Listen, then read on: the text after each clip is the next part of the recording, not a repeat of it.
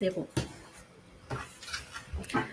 Bonjour à tous, merci d'être présents à ce meet-up aujourd'hui sur le thème de 5 étapes pour choisir le bon prestataire. Donc je suis Catherine Marquez, je suis responsable de marketing et de la communication chez Inflexis, et donc aujourd'hui avec moi pour animer ce meet-up, il y a Nelly Privat, qui est responsable de la relation client chez Inflexis. Bonjour. Et Marine Jean-Pierre, qui est UX/UI designer chez Inflexis. Bonjour. Donc, on est ensemble pour une petite heure. On va essayer de faire en sorte que ce soit le plus interactif possible. Donc, n'hésitez pas à utiliser le chat. Donc, vous pouvez vous présenter si vous en avez envie. Vous pouvez nous dire d'où vous nous rejoignez et bien sûr poser toutes les questions qui vous viennent à l'esprit pendant le meet-up. Alors, au sommaire de ce meet-up, on va parler et lister les principales étapes pour choisir le prestataire idéal pour votre projet mobile. On sait que les entreprises sont de plus en plus nombreuses à être convaincues de l'intérêt de mettre en œuvre un projet mobile, une application mobile, que ce soit pour leurs employés comme pour leurs clients. Mais choisir le bon prestataire, finalement, peut constituer un vrai projet dans le projet, un projet à part entière, parce que ces projets ne sont pas des projets informatiques comme les autres. Ils nécessitent des compétences particulières, par exemple en gestion de projet, en design, en programmation, en test, qualité, en architecture. Et ils mettent en œuvre des technos qui sont spécifiques aussi à ces projets, des méthodologies adaptées à ces projets. Donc, nous, on propose une approche en 5 étapes qu'on va essayer de détailler dans ce meet-up, qui est estimer le niveau de maturité de votre projet, préciser autant que faire se peut les enjeux et les problématiques qui sont les vôtres, lister les moyens dont vous disposez à l'heure dite, à l'heure où le projet va démarrer, déterminer quel est le besoin d'accompagnement qui est le vôtre, et ensuite eh bien, savoir comment mener votre recherche en s'appuyant sur tous ces éléments. Voilà, donc on suivra ce sommaire, mais avant de commencer, je vais vous proposer de vous présenter rapidement qui est Inflexis. Ça permettra peut-être aux derniers retardataires de se connecter. Peut-être certains d'entre vous avez déjà participé au meet-up, donc c'est une partie que vous connaissez peut-être déjà. Inflexis est une entreprise de services du numérique qui a 10 ans déjà, donc on va fêter nos 10 ans cette année. C'est une entreprise qui est basée à Mérignac, donc le siège est à Mérignac, et 55 collaborateurs y sont, essentiellement des développeurs. Notre mission, c'est d'accompagner nos clients, donc ça peut être des PME et des grands comptes, dans leur transformation digitale et de concevoir pour eux des services mobiles novateurs qui s'appuient soit sur des applications mobiles professionnelles, soit des applications, soit des interfaces pour des objets connectés. Donc les applications qu'on développe sont soit des applications pour les employés de nos clients, soit pour leurs clients. On va peut-être voir quelques exemples juste après. Et au-delà de ça, on accompagne nos clients dans la mise en œuvre de ces solutions. On leur apporte une assistance technique et on leur offre des services de tierce maintenance applicative, soit sur les applications qu'on a développées, soit sur les applications préexistantes. Donc, ils appartiennent, nos clients, à tous les secteurs d'activité, principalement les banques et les assurances, puisque c'est notre secteur historique, mais aussi l'industrie. Par exemple, ici, on peut voir Groupe Pasteur Mutualité, qui est un partenaire vraiment important pour Inflexis, pour lequel on a conçu une application sur tablette de contractualisation de contrats d'assurance. Et c'est conseillers commerciaux de l'assurance qui utilisent cette application tablette sur le terrain pour aller vendre des contrats d'assurance à des professionnels de santé. Fortuneo, que vous connaissez certainement, c'est une application mobile de bourse et banque en ligne, donc à destination des clients de la banque. Pour Arkea Assistance, on a conçu une solution de téléassistance à la personne qui s'appuie sur une montre connectée.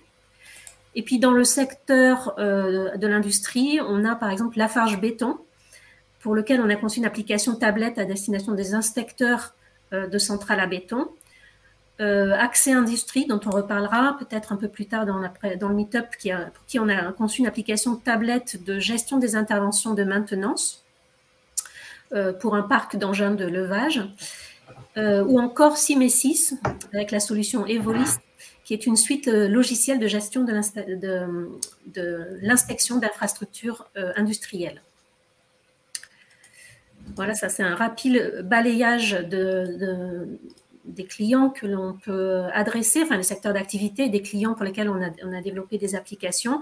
Notre expertise, elle s'appuie sur une forte compétence R&D qui permet à nos clients d'innover et d'être force de proposition pour transformer leurs idées en réalité produit. Donc pour ça, on mène une veille en continu. On s'appuie sur une expertise technique, bien sûr, en matière de développement mobile, sur notre expérience multisectorielle, sur une veille technologique, donc technologique en continu, comme je le disais à l'instant, et sur une approche agile qui permet de réduire le temps de mise à disposition des solutions que l'on propose. Et on a une approche centrée sur l'utilisateur qui permet d'aller rapidement à l'essentiel en s'appuyant sur une démarche numérique responsable d'éco-conception. Voilà pour la prestation. Tout à fait. Alors, juste pour compléter, Catherine, en termes de technique, d'expertise technique, nous, on est experts de l'usage mobile et donc on a, en fonction des enjeux et des problématiques clients, on n'a pas d'adhérence à une techno en particulier. On est capable de construire des solutions selon le cas hybride, native, cross-platform, web, responsive, tout dépend de la problématique et du contexte de nos clients. Voilà, il y a juste ça que je souhaitais rajouter. Merci. Donc, s'il y a des personnes qui sont arrivées en cours de route, n'hésitez pas à vous présenter ou à indiquer ce pourquoi vous avez rejoint ce meet-up ce matin. Mais nous, on va continuer sur la présentation. Et aussi, n'hésitez pas, bien sûr, à poser vos questions dans le chat. Si vous en avez, on y répondra au fil de l'eau ou à la fin, selon les cas. Donc, quelle est la première étape? Nelly, je vais te laisser enchaîner pour rechercher un prestataire et pour choisir le bon prestataire, bien sûr. Oui, tout à fait. Merci, Catherine. Donc, la première étape pour choisir le bon prestataire, d'abord, il faut savoir ce que l'on recherche. Et cela est intrinsèquement lié au niveau de maturité de votre projet. Donc, en effet, selon son état d'avancement, vos besoins ne seront pas les mêmes si vous êtes au stade de l'idée ou, à l'inverse, si vous avez une problématique concrète ou un blocage sur votre application déjà utilisée par de nombreux utilisateurs. Donc, dans ce meet-up, on va vous expliquer comment réduire le périmètre de la recherche pour qu'elle soit plus optimale et efficace. Donc, concernant le niveau de maturité de votre projet, on a, on va dire, 5 grands niveaux de maturité projet. Le stade de l'idée, donc, et l'étape de cadrage du besoin. Donc, ça peut être uniquement une idée, ça peut être des données liées au marché, des retours d'analyse de marché, vous pouvez avoir fait une demande de financement, enfin, tout dépend après de où vous en êtes au sein de cette étape de cadrage. Ensuite, la deuxième, le niveau 2, on va dire, de maturité, c'est quand on a un petit peu plus avancé dans sa réflexion, donc soit dans l'établissement d'un cahier des charges ou bien d'un brief sur son projet, sur son scope, pourquoi on veut le mener, ce qu'on attend, est-ce qu'il y a des technologies définies, est-ce qu'on a en tête des fonctionnalités en particulier, voilà, comment où on en est au niveau de l'expression fonctionnelle de son projet. La troisième étape peut alors on peut avoir la troisième étape de maquettage et ou la partie prototypage, hein, selon les organisations et le stade la démarche de développement appliquée. Donc, au niveau des maquettages, on peut avoir un parcours utilisateur déjà construit, une charte graphique définie, des illustrations, des premières maquettes d'interface. Ça peut aller jusqu'à un prototype animé, qui peut être une donnée d'entrée qui sert au développement. On peut également faire une phase de prototype qui peut être soit un prototype qui est relativement abouti avec une partie donc de graphique déjà plus ou moins établie, ou alors ça peut être un simple POC qui va permettre de vérifier une faisabilité qui sera une espèce de brouillon de votre projet final. Et enfin, vous pouvez avoir une solution qui est déjà en service et pour laquelle vous avez des projets d'évolution ou des problématiques techniques à traiter en particulier. Donc, si vous avez besoin donc, on verra plus tard comment définir son besoin d'accompagnement selon le degré de maturité de ce projet. Oui. Je voulais signaler au passage, je suis allée un peu vite sur le slide, désolée. C'est pas grave. On a un outil qui est disponible en ligne gratuitement qui permet d'aider à préciser un projet, identifier notamment ce qui reste à préciser. Par exemple, quel est votre besoin en accompagnement, et on peut trouver un configurateur, ce configurateur en ligne sur le site Inflexis. Je vais vous mettre tout de suite le lien dans le chat. Ah, zut, je n'arrive pas à... qui va vous permettre en fait... Oh, j'ai l'impression, j'ai perdu la présentation en faisant ça. Je vais vous la remettre. Ah mince. Voilà. Hop là. Donc, tu veux que je mette le lien dans le chat? Oui, je veux bien, s'il te plaît. Ouais. En fait, dans ce configurateur, selon où vous en êtes dans votre réflexion, vous serez orienté vers, par exemple, un atelier de cadrage pour vous aider à préciser ce dont vous avez besoin, ou vers un outil de configuration de votre application pour préciser quelles fonctionnalités ou éléments, sur quels éléments vous êtes déjà sûr, vous avez déjà des précisions à donner et quels sont les inconnus qui restent à préciser. Donc, il suffit de choisir les options qui se rapprochent le plus de votre idée d'application pour obtenir à la fin un récapitulatif synthétique de votre projet. Bon, donc ça, c'est une idée. Et on a aussi une checklist cahier des charges qui permet de préciser le cahier des charges de votre application mobile et surtout d'être sûr de ne rien oublier. Voilà. Et je vous ai mis également le lien de la checklist si ça vous intéresse. Alors, la deuxième étape. Donc, effectivement, la deuxième étape, donc une fois qu'on a fait le point sur son niveau de maturité projet, la deuxième étape est de faire le point sur les enjeux et les problématiques, de façon à bien affiner le scope de ce qu'on recherche. Donc, tout d'abord, quels sont les enjeux et problématiques de l'entreprise auxquelles on répond et dans lequel se situe le projet. Donc, on peut souhaiter faire un projet d'application mobile pour développer un usage innovant et disrupter le marché dans lequel on est positionné. On peut avoir un projet d'application pour diversifier ses activités ou étoffer un service et avoir une partie, par exemple, de construire un service phygital en greffant à nos activités une partie mobile. On peut avoir un enjeu de rattraper un retard technologique ou d'usage.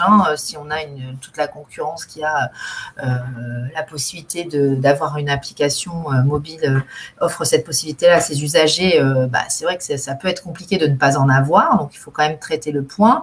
Ou bien on peut avoir une problématique technique en particulier qui bloque et qui va être le moteur principal de votre recherche de prestataire. On peut avoir envie de simplifier ou de digitaliser un process existant. On peut avoir plusieurs projets en parallèle à mener et donc avoir un besoin simplement de déléguer des tâches ou une partie de projet. On peut avoir besoin d'une expertise pour s'assurer du bon fonctionnement du service ou encore répondre à un besoin exprimé par vos utilisateurs. Donc, ça peut être également une demande spécifique d'un client. On a eu le cas pour un client qui, pour répondre à un appel d'offres, un des critères de réponse à son appel d'offres, c'est d'avoir une application mobile. Donc, lui, l'ensemble de son service était adressé via le web. Et donc, pour pouvoir se positionner sur ce marché, eh bien, il nous a consulté pour créer une application. Donc là, il avait des contraintes après, bien entendu, de time to market assez court, puisqu'il fallait qu'il puisse se positionner rapidement et montrer l'application pour gagner l'affaire. Et donc, ça rentrait également en jeu la partie délai, mais on verra ça plus tard. Donc, une fois qu'on s'est repositionné et qu'on a fait le point sur les enjeux de l'entreprise, je vais laisser la parole à Marine. Ouais. Ce qui est important, c'est vraiment d'éclaircir un maximum l'intérêt de votre solution, repréciser les objectifs de l'application pour les utilisateurs. Donc, c'est-à-dire lister quel service votre application, votre solution mobile va offrir aux utilisateurs. Par exemple, dans le cas, vous pouvez très bien écrire le service que je veux apporter aux utilisateurs, c'est une application de livraison de courses à domicile, par exemple. Eh bien, on va ensuite devoir déterminer quelle sera la valeur ajoutée pour les utilisateurs. Donc, dans le cas de cette application-là, ça va être par exemple un gain de temps, pas de déplacement, le fait de pouvoir prendre le temps de faire ma liste de courses ou des choses comme ça. Et ensuite, effectivement, ce qui va être important, c'est de regarder un petit peu ce qui se fait aujourd'hui sur le marché, voir comment ces problématiques-là, elles sont résolues. Par exemple, les personnes à qui on va s'adresser dans le cas d'une application de livraison de courses, leur problématique, ça va être d'éviter les lieux bondés, de pouvoir prendre le temps de réaliser leur liste de courses. Et bien aujourd'hui, il y a des solutions qui existent. Ça va être tout ce qui est de l'ordre des drives. Et bien, c'est important en fait de comprendre en fait dans quel écosystème l'utilisateur aujourd'hui gravite, quelles sont les solutions aujourd'hui qui répondent à leurs besoins. Et puis, quelle va être la valeur ajoutée de votre service là où vous allez vous positionner vous.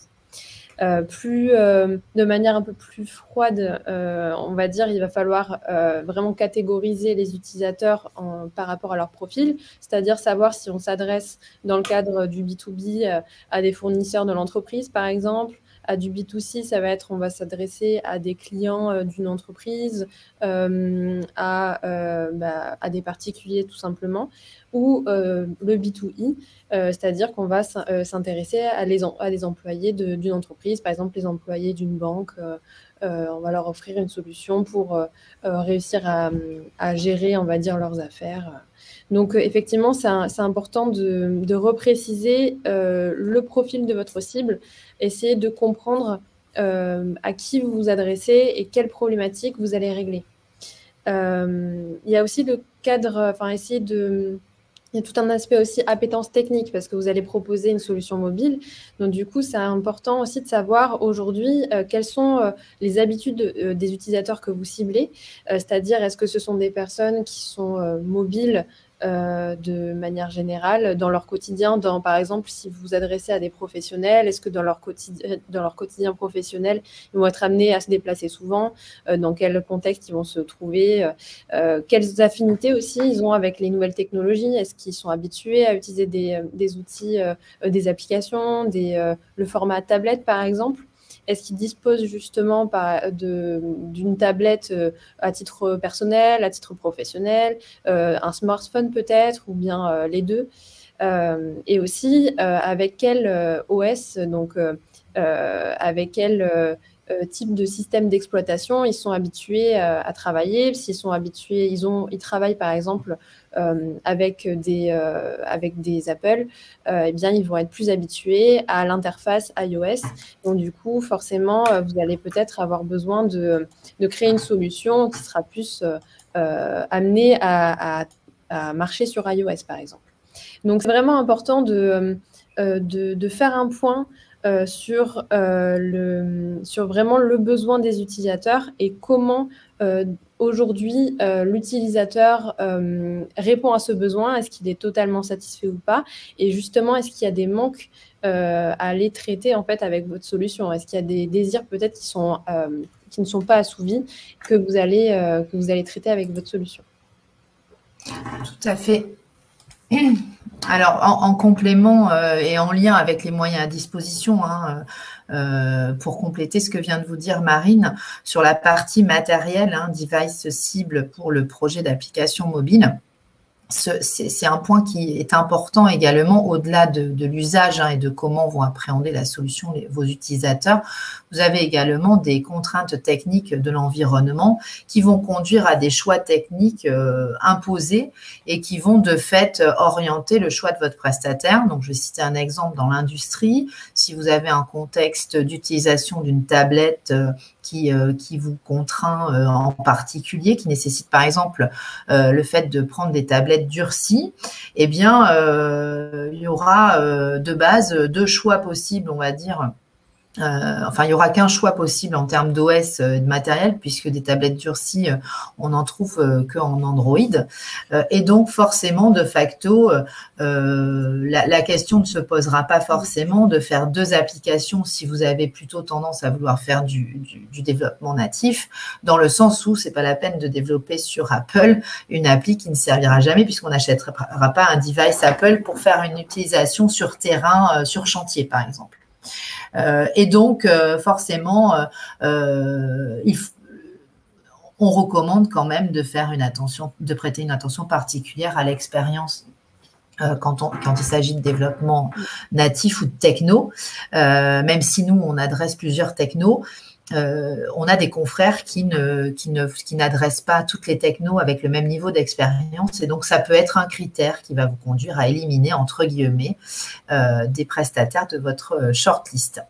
En suivant le 3e point qui est important de regarder pour réduire votre périmètre de recherche, c'est de lister les moyens qui sont à votre disposition pour travailler et mener à bien ce projet. Donc, on peut passer sur voilà. Donc, là, le premier, vraiment l'un des principaux thèmes à regarder sur la partie moyens à disposition. Une fois qu'on a les idées claires sur le niveau de maturité du projet, les enjeux de la problématique, les ressources à disposition sont vraiment primordial à mettre dans la balance. Donc, l'équipe, notamment les ressources humaines à disposition, il faut se poser la question, selon le cas, est-ce que vous avez la compétence en interne ou pas, et quelle partie de compétence vous avez en interne? Par exemple, est-ce que vous avez l'expérience informatique? Est-ce que vous avez des développeurs informatiques, entre guillemets, toutes techno confondues? Est-ce que vous avez des gens qui ont vraiment la maîtrise de la partie mobilité? Est-ce que vous avez des collaborateurs qui peuvent être partie prenante sur la partie design?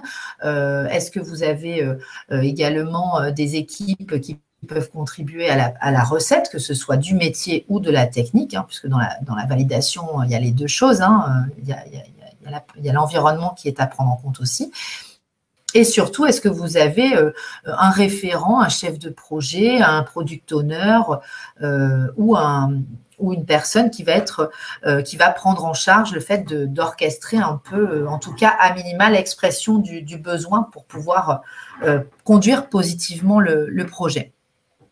En fonction des ressources à disposition, il faut se poser la question aussi de leur taux d'occupation ou indirectement de leur capacité à se rendre disponible également.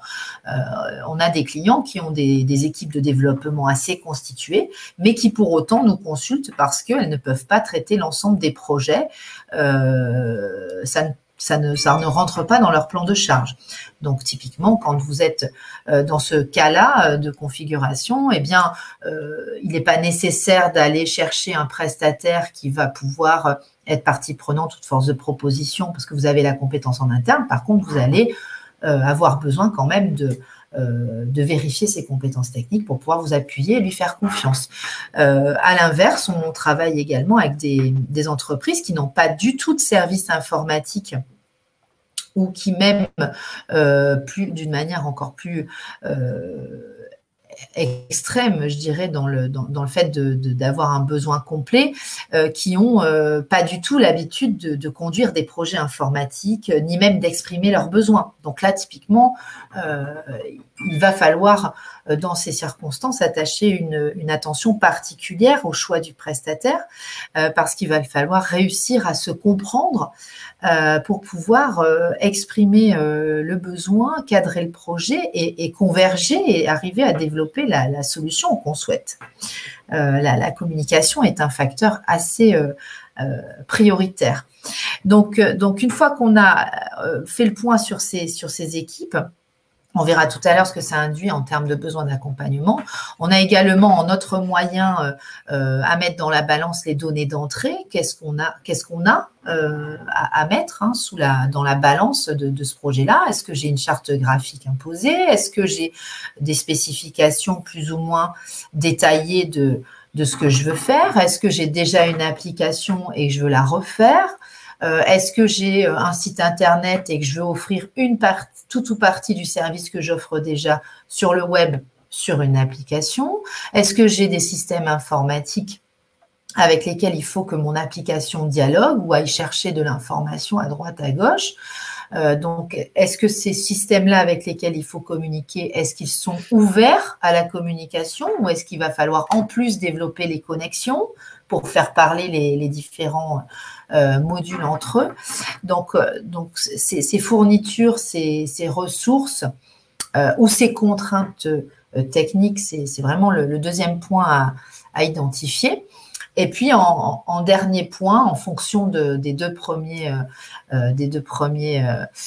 volets, eh bien, on a peut-être d'autres moyens à disposition, des facilités en termes d'outillage. On peut avoir des moyens de communication à disposition des échanges instantanés, par exemple, type Slack ou autre, ou à l'inverse, vous n'avez pas du tout d'équipement et auquel cas, il faudra également poser la question au prestataire de comment on fait pour communiquer, pour conduire le projet, pour exprimer ses besoins.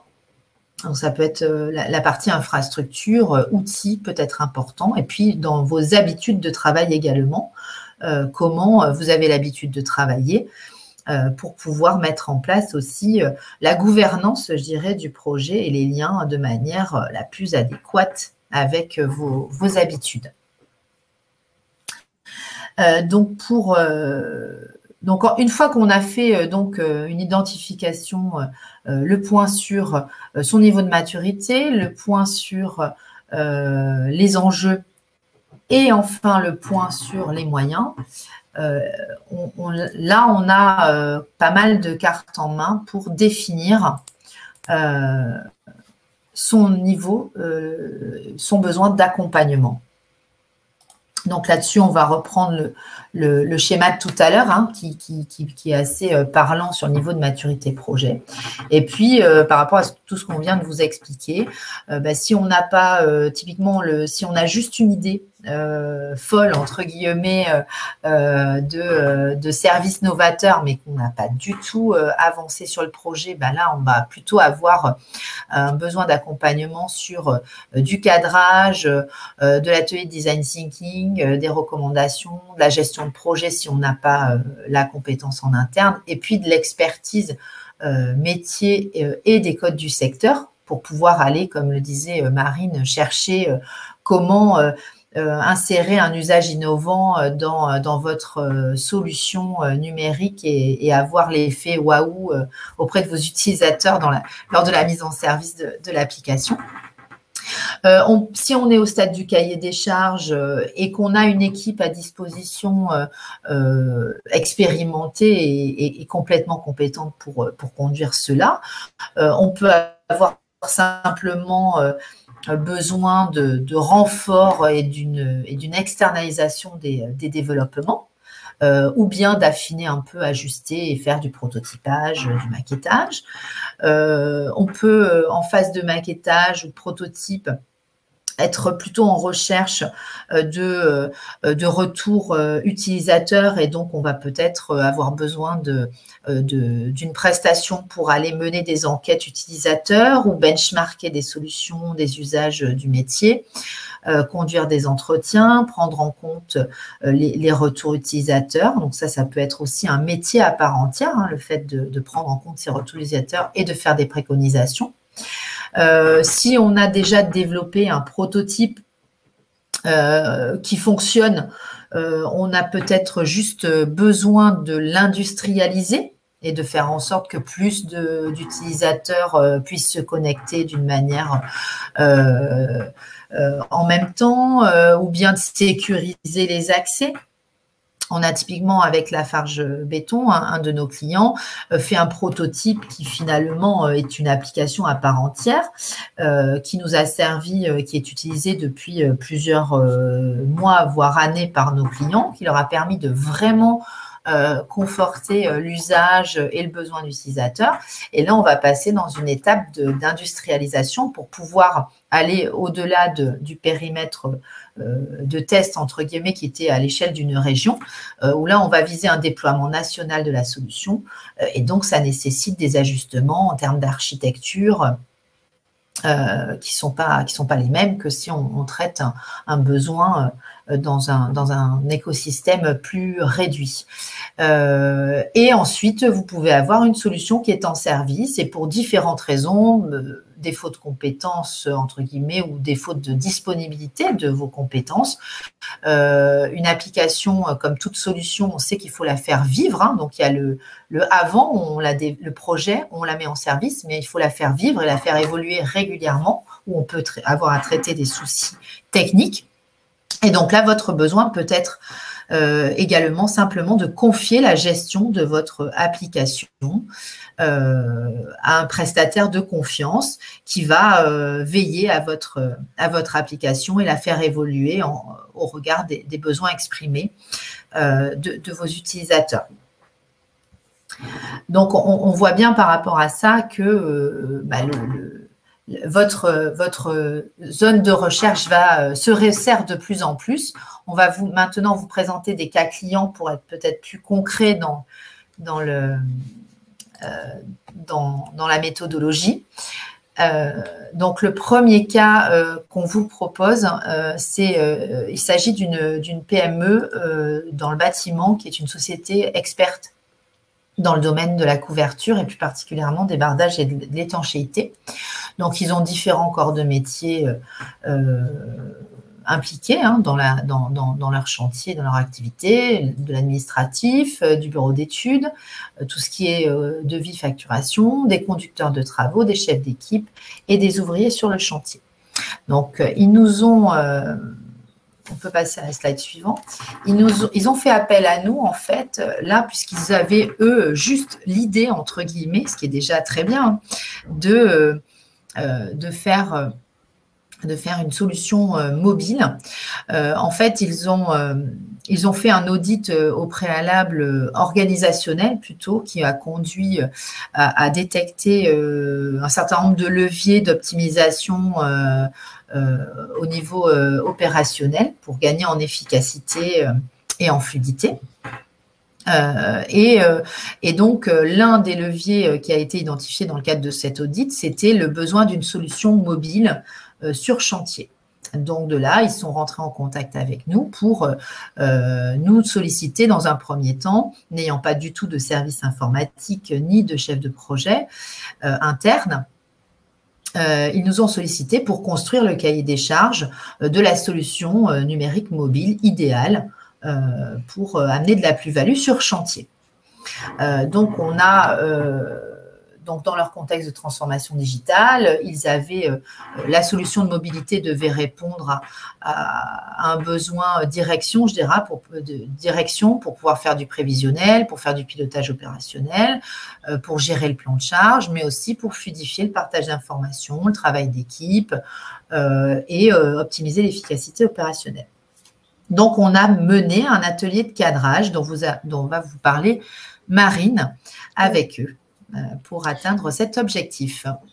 Oui, en fait, tout à l'heure, je parlais justement de noter les besoins qui sont inassouvis chez les utilisateurs, chez votre cible, de comprendre qui sont vos futures cibles, vos futurs utilisateurs. Et dans certains cas, ça peut être compliqué de répondre à cette question parce que en fait, il se peut qu'il y ait plus de potentiel, de profil d'utilisateur que vous pouvez penser. Il se peut aussi que ce soit les utilisateurs eux-mêmes qui soient le plus à même de se décrire, de dire quels sont leurs besoins, leurs problématiques. Et donc, en fait, cet atelier-là, ce qu'on a fait, c'est que dans nos ateliers, on a toujours une première phase où on remet en place le cadre du projet. On essaie de vraiment détailler l'expérience des futurs utilisateurs, l'expérience actuelle, savoir aujourd'hui dans quel contexte, dans un cadre professionnel, par exemple, eh bien, ils travaillent, quelles sont leurs habitudes, quelles sont leurs craintes, les manques qui peuvent se produire, par exemple, dans leur cadre professionnel. Voilà, on essaie de faire un point pour comprendre quelle est vraiment la problématique à traiter et comment une solution mobile peut répondre à cette problématique-là de manière très personnalisée, c'est-à-dire qu'on va vraiment essayer de comprendre qui sont nos futurs utilisateurs. Et donc, dans ce projet-là, donc toute cette première phase a vraiment porté ses fruits, le fait d'essayer de comprendre quels étaient les besoins des utilisateurs, parce qu'on s'est rendu compte que en fait, leurs besoins, ils avaient, pour la majorité des utilisateurs qui étaient autour de la table, eh bien, ils ont exprimé un besoin aussi qui était plutôt de l'ordre d'une utilisation d'un outil dans un cadre sédentaire. En fait, ça concernait plutôt tout ce qui était gestion managériale pour la direction, pour l'administration. Ils avaient vraiment un réel manque en termes d'outils et ils avaient vraiment un besoin d'outils qui puissent les aider en fait à gérer ces tâches-là. Et donc du coup, c'est vrai que cet atelier-là a permis en fait de mettre la mobilité au service de leurs besoins. Et d'être là en complémentarité en fait de leurs besoins sédentaires. C'est-à-dire que à la base, la problématique était de savoir est-ce que une solution totalement mobile pouvait répondre à leurs besoins. Et bien l'atelier, en mettant les utilisateurs autour de la table, a révélé que la solution mobile était complémentaire à des fonctionnalités qui vont être plutôt utilisées sur un ordinateur, sur desktop. Donc, c'est ça qui était assez intéressant et c'est là où l'atelier vraiment a permis en fait d'éviter de faire fausse route, de directement partir sur un prototypage d'une application mobile à 100%. Et finalement, on a pu remettre en question ce qui était établi au préalable dans le brief, savoir aussi mettre en avant des fonctionnalités qui pouvaient à la fois être utiles sur desktop et sur mobile. C'est-à-dire qu'on a mis en place ensuite… on peut passer sur la slide suivante. Sur la slide suivante, voilà. Pendant l'atelier, en fait, on a commencé déjà à imaginer une première solution qui mettait en avant des fonctionnalités qui étaient synchronisées entre du desktop, donc une utilisation sur ordinateur pour des personnes qui étaient plus dans l'administration, par exemple, et du mobile pour les personnes qui étaient vraiment sur le terrain. Et donc, c'était vraiment là où en fait, ça a totalement rebattu les cartes, on va dire, sur le projet. On a pu déterminer une solution qui convenait à différents types d'utilisateurs, des personnes sur le terrain et des personnes plus sédentaires. Et pour compléter ce que disait Marine aussi, ils avaient en fait dans leur expression, on était sur des utilisateurs qui exprimaient un besoin en mobilité. Il y avait une grosse partie du scope des besoins exprimés en mobilité qui concernait l'usage même de fonctions natives des téléphones, hein, typiquement messagerie, appel, mail. Donc leur expression de besoin en mobilité, c'était avant tout aussi d'être équipé d'une solution pour avoir un appareil fourni par l'entreprise en mobilité. Et au-delà de ça, dans l'atelier, donc pour pouvoir communiquer en fait, puisque leur problématique opérationnelle était vraiment dans l'échange d'informations et dans la consultation d'informations en mobilité. Pour les chefs de chantier, typiquement, le bénéfice principal attendu, finalement, le besoin prio, c'était d'arrêter d'être obligé de passer au bureau le matin pour prendre l'ensemble du dossier papier, ou bien entendu, quand on prend un dossier papier, on oublie toujours le document qu'on va chercher sur le terrain. Donc, il y avait la perte de temps, le fait que finalement, il manquait toujours une information. Et donc là, on avait une solution simple à ce besoin prio, c'était de juste offrir la possibilité de digitaliser les documents, l'ensemble des documents utiles en mobilité et d'offrir la possibilité de les consulter à distance. Donc ça, c'était le premier point prio. Et le deuxième point ensuite, c'était vraiment de suivre un peu des avancements de chantier. Donc là, ça rejoignait la partie gestion pour pouvoir tracer les réceptions, les facturations, etc. Donc là, c'était un développement, un besoin spécifique. On peut passer sur la slide d'après, du coup, qu'on a traité, on est en train de le traiter avec eux sur un développement spécifique, puisqu'au-delà de nos activités d'expertise mobile, on fait également aussi des applications web. Hein, donc là-dessus, on les accompagne sur ce volet-là. Et on a identifié également le troisième point qui était vraiment sur la partie planification et gestion, on va dire, des ressources terrain et des aléas chantiers. On sait tous que sur les chantiers, c'est compliqué. Hein, on a des absents de dernière minute. Il faut, si on a une opération qui ne peut pas être décalée parce qu'on a une énorme machine qui est dispo que tel jour, s'il faut faire la manip ce jour-là, leur besoin typiquement en mobilité, c'était de trouver qui mobiliser à la place de l'ouvrier qui n'était pas dispo pour différentes raisons. Et donc là, en fait, l'autre besoin, c'était vraiment de trouver une solution de planification. Et on a fait notre devoir de conseil avec ce client-là, puisqu'on a bien sûr chiffré le fait de faire un développement spécifique, mais on l'a mis en balance au travers d'un benchmark de solutions sur étagère qui existaient et spécifiques, bien sûr, à leur contexte fonctionnel. Et donc, on a finalement, sur ce projet-là, on a construit un projet avec 3 sous-projets dans lequel on endosse à la fois notre rôle principal et dont on a l'habitude d'experts en mobilité depuis la partie cadrage design jusqu'à la livraison. Mais également, on joue le rôle d'accompagnement de notre client et on s'interface, puisqu'il n'a pas de ressources informatiques chez lui, avec les autres parties prenantes du projet, de façon à l'aider au mieux dans ses choix, en objectivant sur la partie technique les choix qu'il n'est pas capable de faire. Et donc, on s'interface à la fois avec les éditeurs de son outil de gestion, puisqu'on va aller récupérer des informations auprès de cet éditeur, mais également avec les nouvelles parties prenantes, des intégrateurs, des solutions qu'on a aidé à choisir. Et donc là, ils sont en train de les mettre en place chez eux et ça va jusqu'à s'interfacer avec leurs prestataires qui gèrent leur infrastructure. Et donc, on a synchronisé les différentes parties prenantes pour pouvoir faire l'installation également chez eux parce que, voilà, c'est une petite boîte. Ils nous ont demandé de les aider et on a répondu présent. Donc, voilà sur ce premier cas. Donc, après, on voulait vous parler d'un deuxième cas et je laisse la parole à Catherine. Alors, c'est le cas d'une entreprise qui s'appelle Ressentez-vous. c'est ce qu'on peut appeler une entreprise à mission.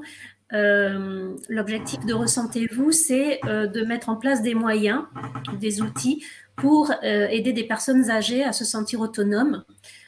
Pour eux, en fait, l'épanouissement est un facteur clé de l'autonomie, c'est-à-dire que pour prolonger l'autonomie et le bien-être, il faut passer par l'épanouissement. Quand ils nous ont contactés, c'était en 2018, là, il y avait déjà un projet préexistant qui était issu d'une réflexion de longue date. Donc, ils avaient déjà bien réfléchi aux moyens à mettre en place, ils avaient bien réfléchi à une solution. Et il s'agissait en fait de mettre en place un outil à destination des services d'aide à domicile, parce que généralement, les services d'aide à domicile sont centrés sur des besoins primaires des personnes âgées, par exemple la toilette, l'accompagnement à la toilette, le ménage, la livraison de repas. Et là, l'idée, c'était d'accompagner ces structures d'aide à domicile pour qu'elles innovent, qu'elles proposent de nouveaux services qui visent à cultiver le bien-être des personnes âgées et donc leur épanouissement.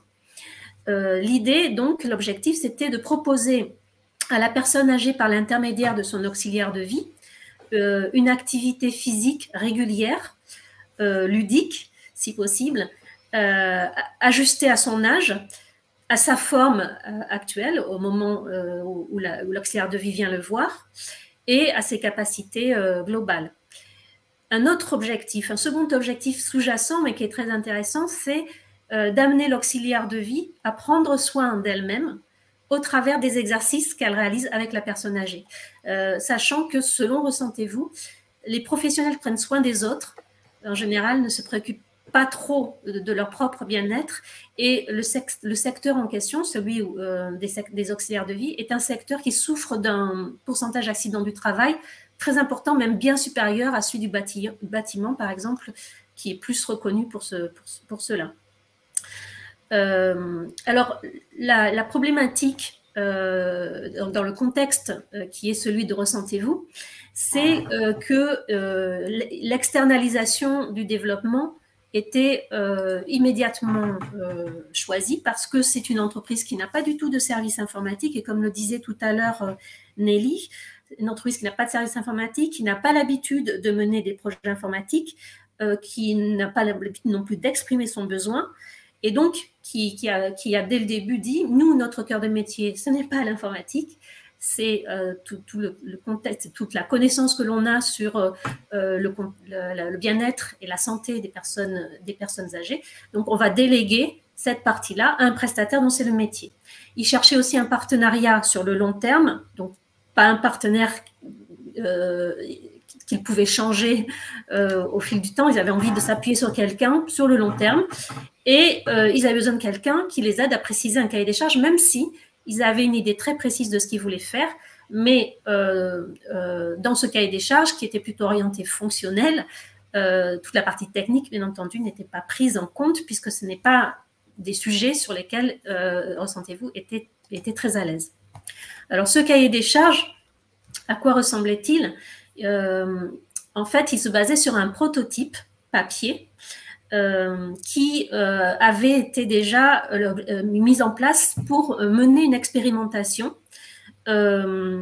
auprès à la fois des personnes âgées d'ailleurs et des auxiliaires de vie. C'était un petit échantillon de 30 personnes âgées et de 30 auxiliaires de vie, de 30 aidants, qui avait été mené, ce qui s'appuyait sur ce livret d'activité. Donc vous voyez quelques pages ici. Il y avait par exemple une description de la manière dont on pouvait identifier l'état de la personne avant le début de la séance, une description des échauffements à faire selon le besoin de la personne, une description des exercices à mener selon toujours l'état de la personne, l'état de santé de la personne au début de la séance, des petits défis à mener pour apporter un côté ludique, amusant, et aussi un challenge à relever à chaque séance ou au fil de plusieurs séances. Et puis, enfin, des exercices de relaxation en fin de séance. Donc, tout ça était tout à fait décrit de manière très précise dans le livret d'activité. Et en fait, ce qu'on nous a demandé, tout simplement, convertissez ce prototype en une version digitale qui sera plus simple à utiliser. La personne, l'auxiliaire de vie, pourra transporter cet outil avec elle. Il sera facile à réactualiser. Il y aura un historique de ce qui s'est produit pour chaque personne. Et donc, évidemment, l'application mobile, l'outil smartphone ou tablette était vraiment indiqué dans ce cas-là pour pouvoir accompagner l'auxiliaire de vie et la personne âgée dans les séances qui vont avoir lieu dans le cadre de ce projet. Donc, comment on a fait, nous? Quelles ont été les étapes de ce projet? À partir du prototype papier dont je viens de vous parler, on a conçu en fait un prototype, une maquette avec les UX, UI designers d'Inflexis. Et ceci, ça inclut évidemment même la charte graphique de l'application. Donc, toute la conception UX, UI de l'application a été menée par Inflexis, et un prototype a permis en fait de mettre des utilisateurs bêta-testeurs en situation concrète de manière à valider le parcours utilisateur et le fonctionnement finalement futur de l'application. Et ça a été des bêta-testeurs, à la fois des auxiliaires de vie et des personnes âgées qui ont pu donner leur avis. Et les résultats en fait de ce prototype ont été tout à fait positifs, parce que ça a permis de se projeter en fait d'une version papier à une version mobile, même si la maquette n'était pas un développement à part entière. Ça a permis aux bêta-testeurs dans les deux camps, aidant-aidés, de valider, enfin de se projeter et de valider la future application. Donc, côté Ressentez-vous, le cahier des charges et le développement ont été supervisés par la direction de Ressentez-vous. Il y a eu aussi une chargée de recherche et d'innovation chez Ressentez-vous, qui est en fait un docteur en psychologie cognitive qui a agi, qui a été sollicité dans cette phase-là. Les aspects techniques des exercices ont été supervisés par des rééducateurs, donc des psychomotriciens, des kinésithérapeutes, des spécialistes en activité physique adaptée à des personnes âgées, et les aspects graphiques par la communication chez Ressentez-vous. À partir de tout ce travail-là, nous, Inflexis, on a pris le relais pour concevoir le cahier des charges de la future application, donc tous les aspects fonctionnels, mais aussi les aspects techniques. Et puis, évidemment, on a développé. Voilà, après. On a développé l'application, le prototype d'abord, puis l'application qui a été présentée aux utilisateurs, comme je le disais tout à l'heure. Ouais, on peut leur montrer un aperçu du coup du rendu. Voilà l'application. Donc, c'est une application qui contient des vidéos en fait courtes et ludiques qui montrent les exercices à réaliser. Chaque séance dure de 20 à 30 minutes. Donc, il y a une phase, comme on l'a vu, d'échauffement des exercices, une phase de relaxation avec la musique. Il y a toute la partie aussi ludique avec les objectifs à atteindre, les défis à relever. Voilà, l'application est aussi un côté intelligent, c'est-à-dire que les exercices s'adaptent en fonction des capacités du bénéficiaire, de sa forme du jour, et elle suit sa progression tout au long de son utilisation. Je vais reprendre la main pour le cas client numéro 3. Donc, donc, je vais le présenter rapidement, sinon on va déborder au niveau du timing. Donc là… on a sauté une slide peut-être. Ouais, on a sauté une slide.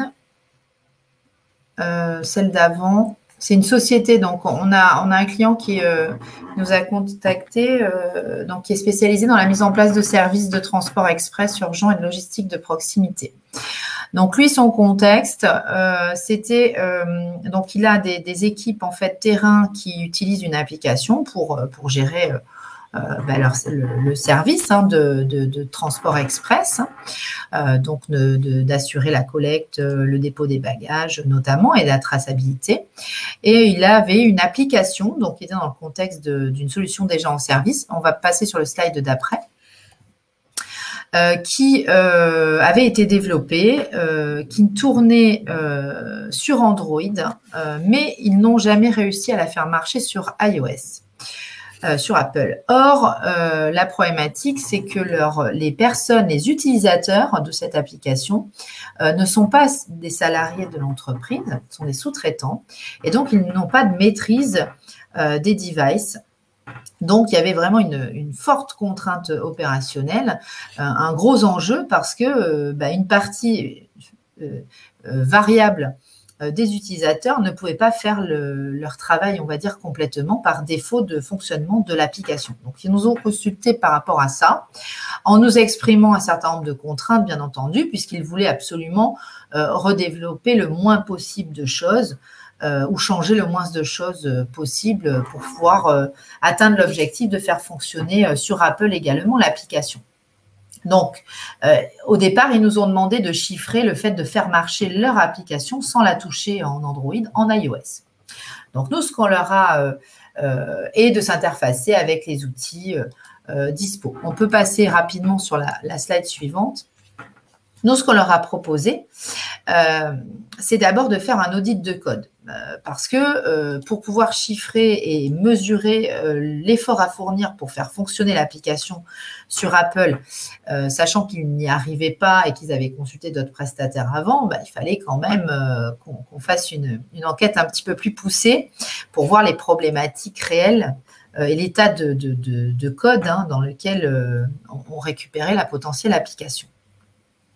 Donc, on a fait un audit de code qui a duré une petite semaine et on leur a ensuite proposé 2 chiffrages. Donc, les chiffrages étant des estimations de temps à passer pour traiter une problématique. Donc, on a chiffré 2 options. La première option, c'était de laisser l'application telle qu'elle était, de faire en sorte qu'elle marche sur iOS et préparer quand même l'application à recevoir des évolutions à venir puisqu'ils avaient en tête, que ce soit pour leurs utilisateurs et leurs besoins internes, mais également pour pouvoir se positionner sur certains appels d'offres, ils avaient des évolutions à traiter sur du moyen terme également pour enrichir le service. Et on leur a également chiffré la charge nécessaire pour recoder à l'identique l'application, mais de faire en sorte qu'elle fonctionne sur les 2 OS. Donc de là, en complément de cela, on a estimé la charge nécessaire au développement des nouvelles fonctionnalités prioritaires. Et on a également recherché des solutions techniques pour gagner du temps. Parce que chez Inflexis, on a l'habitude de ne pas réinventer des choses qui existent. Donc, si on peut faire gagner du temps à nos clients, alors que ce soit en utilisant nos propres outils, parce qu'on a également des solutions qu'on peut proposer comme étant des briques constitutives d'un projet d'application, on va chercher également aussi sur le marché ce qu'il existe, si ça peut faire gagner du temps tout en étant performant. Donc là, notamment en matière de géolocalisation, il y avait une thématique et on a trouvé un plugin qui nous semblait être pertinent pour éviter de redévelopper complètement cette partie et gagner du temps. Donc, le client, tu as été un peu vite. Le client, du coup, en fait, ce qui est intéressant de voir, c'est qu'en fait, la dette technique était assez importante, ce qui fait que finalement le chiffrage des 2 options était du même ordre. Donc, bien entendu, le client a choisi de redévelopper à neuf l'application et de faire en sorte qu'elle tourne sur les 2 OS. Donc, on a ajusté donc en fonction de cela et comme il avait également des clients potentiels avec des demandes de nouvelles fonctionnalités pour un appel d'offres, on a ajusté le scope, on a fait un chiffrage définitif qui nous a permis de contractualiser le projet. Donc, on a accompagné le client en avant-vente et en cadrage projet. Et également, donc là, on peut passer à la slide suivante, on a fait notre devoir de conseil en phase projet, puisque quand on a repris l'application, On a commencé par faire un audit fonctionnel et graphique pour quand même mettre un petit coup de peinture et mettre au goût du jour l'application qui était dans son jus, faut dire ce qui est. La fonction était là, mais pas le look, on va dire. Et on a proposé aux clients de faire une refonte du parcours utilisateur parce qu'on a détecté assez rapidement des leviers d'optimisation, soit notamment de réduction d'enchaînement d'écran pour atteindre pour traiter une opération, et également de présentation de l'information qui n'était pas l'information utile n'était pas forcément présente au moment où on en avait besoin, ce qui compliquait en fait l'usage de la solution. Donc, on a proposé au client de sortir un peu du périmètre du projet et d'aller un peu plus loin. Il a accepté.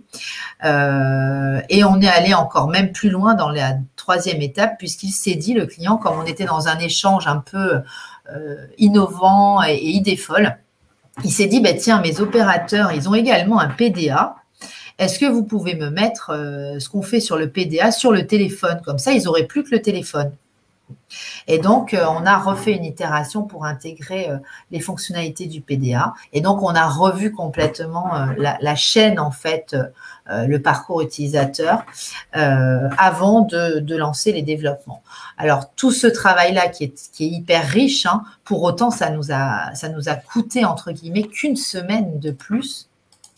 Pour autant, ça amène énormément de gains opérationnels aux utilisateurs.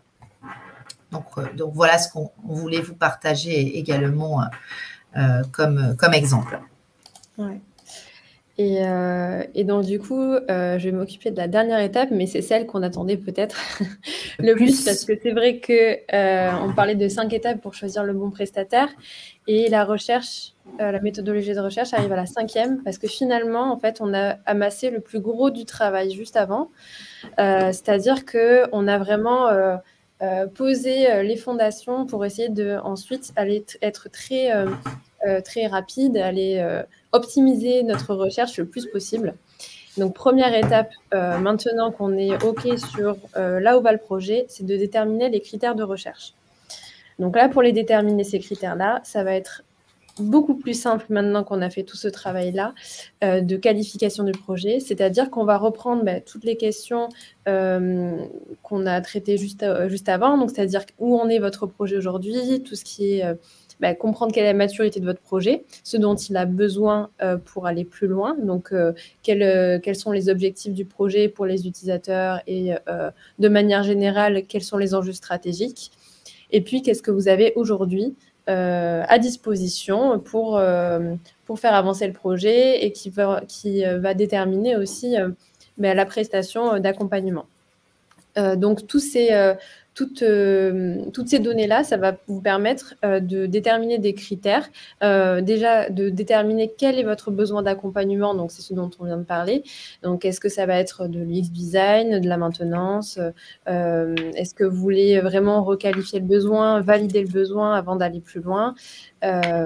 Donc, ça va vous permettre déjà de savoir qu'est-ce que vous allez taper sur la barre Google, vers quel prestataire vous allez vous approcher, vous allez demander un accompagnement.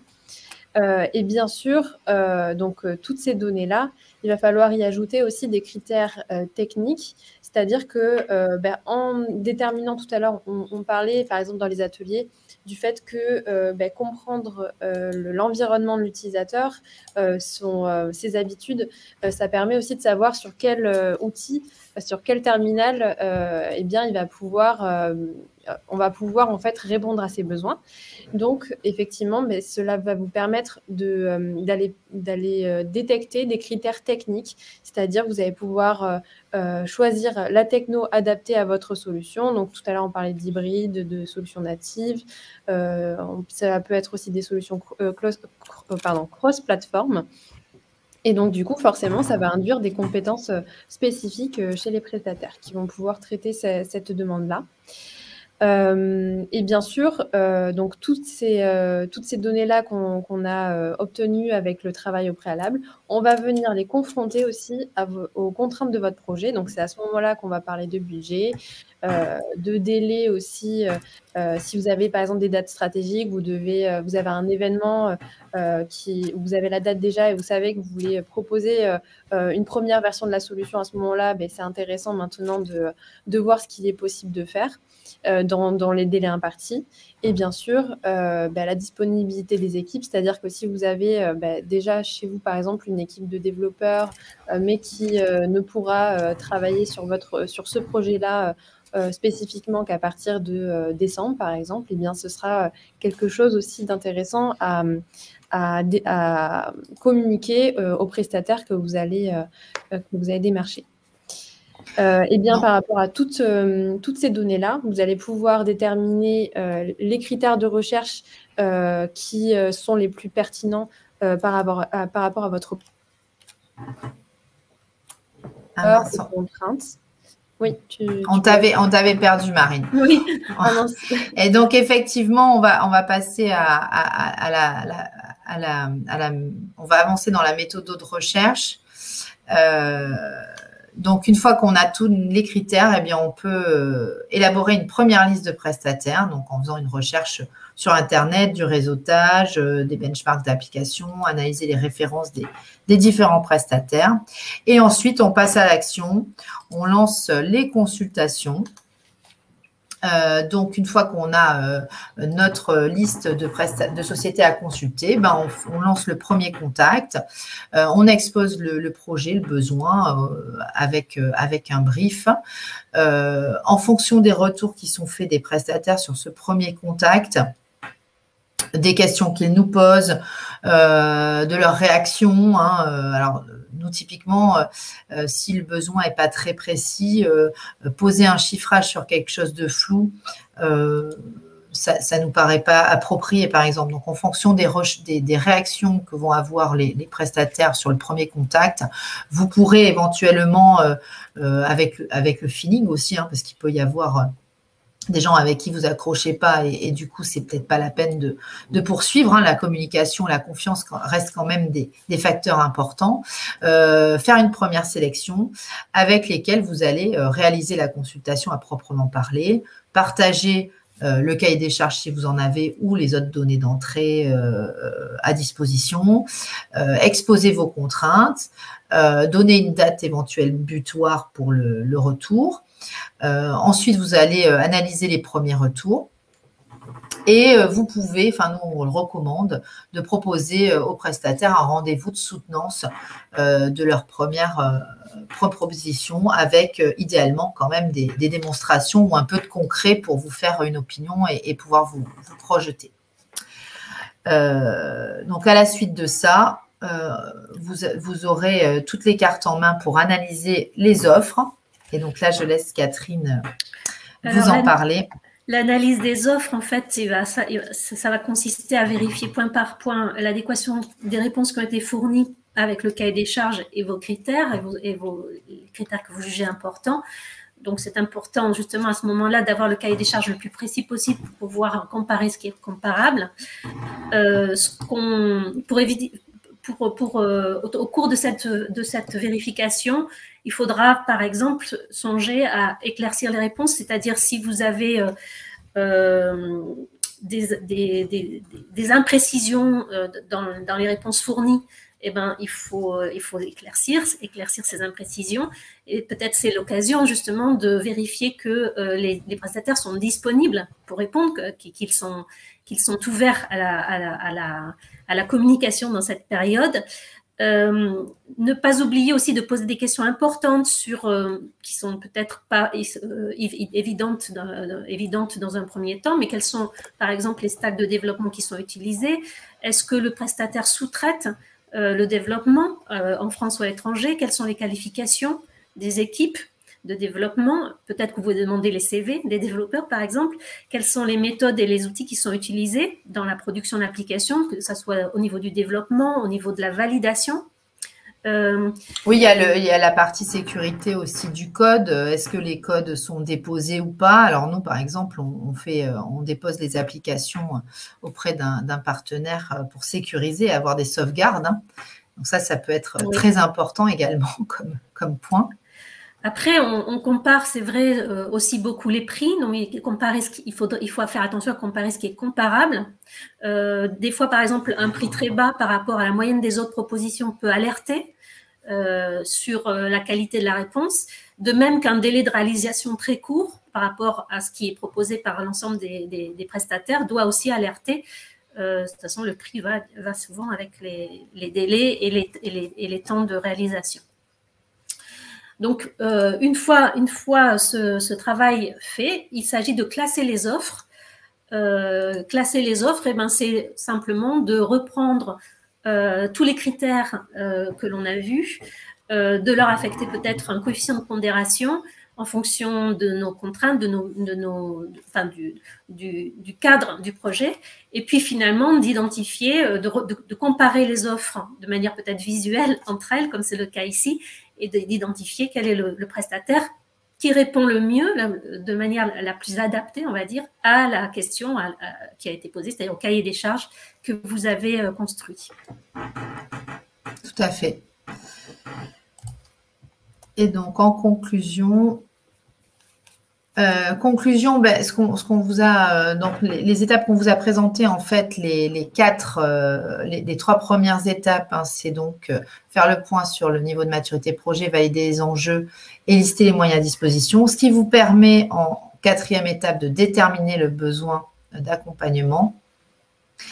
Donc, en fait, tout cela vous conduit à réduire le périmètre de la recherche pour pouvoir ensuite gagner du temps et optimiser la recherche de prestataires, l'analyse des offres et le choix du prestataire. C'est un peu comme un projet informatique. Finalement, le temps qu'on perd, entre guillemets, en analyse, c'est du temps gagné en développement. C'est le même principe pour la recherche du bon prestataire. Et n'oubliez pas de prendre en compte également les frais de maintenance, que ce soit correctif ou évolutif, pour un projet d'application qui sont souvent non considérés dans la balance d'une consultation et qui sont pour autant très importants parce que votre budget, construire une application peu coûteuse mais qui ne vivra pas, c'est potentiellement jeter de l'argent par les fenêtres puisqu'une application perdra ses utilisateurs si elle ne vit pas avec eux. Voilà ce qu'on voulait partager avec vous. Donc là, vas-y. Non, j'allais dire, n'hésitez pas à nous poser vos questions, soit par mail, soit dans le chat, ou aller sur notre site. Tout à fait. On est prêt à répondre à vos questions si vous en avez là maintenant. Sinon, en effet, on est disponible. Enfin, vous pouvez nous suivre en tout cas sur les réseaux sociaux et découvrir d'autres contenus relatifs à la mise en œuvre d'applications mobiles ou de solutions digitales, soit sur notre blog ou sur notre chaîne YouTube. Et puis, suivre notre groupe Meetup pour être prévenu quand il y a des événements autour du design et du développement mobile. Donc, vous serez alerté, notifié, on va dire, automatiquement. Je vais mettre, si vous le souhaitez, le lien vers notre chaîne, vers notre groupe Meetup dans le chat. Si vous avez des questions, n'hésitez pas, encore une fois, à nous les poser maintenant ou plus tard. On se tient à votre disposition. Donc là, je vais mettre aussi le lien vers notre chaîne YouTube. Oui, vous pourrez revoir en replay si vous le souhaitez nos autres meet-up ou celui-là, ou le partager à des personnes de votre entourage qui n'ont pas pu y assister. Voilà. Et de toute façon, vous allez recevoir le replay là d'ici 5 ou 10 minutes automatiquement dans votre boîte mail. Super. Bon, merci beaucoup. Bonne journée. Merci à tous. Merci et puis beaucoup. À bientôt pour un prochain meet-up. À très bientôt. Au revoir. Au revoir.